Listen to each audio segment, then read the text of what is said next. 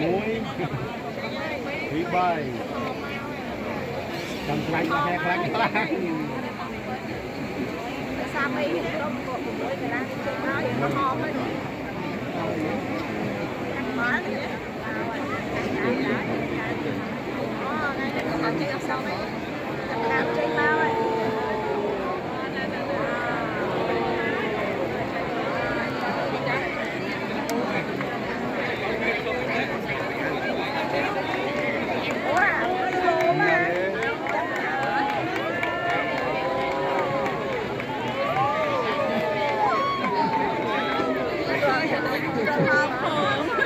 con bò bò được phọc bị cao môi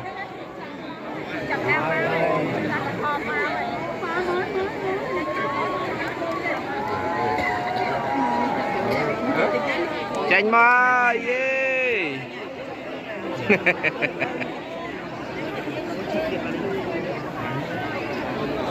Vừa khom leo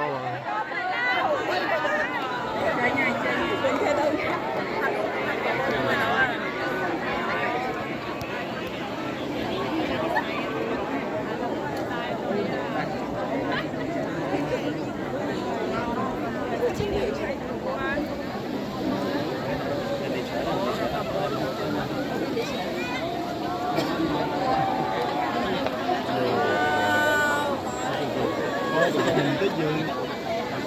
rồi là luôn thôi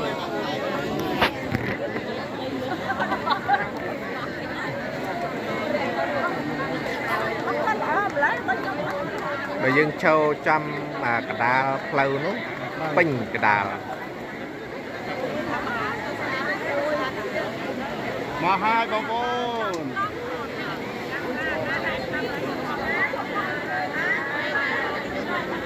kho xa nó hơi làm sao vui không đó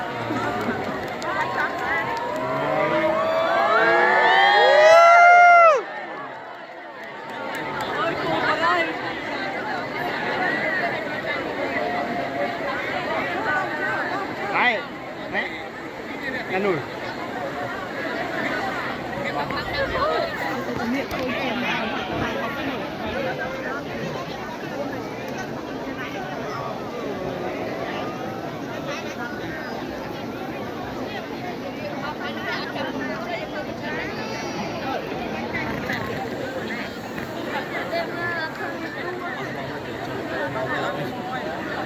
đấy đến nào rồi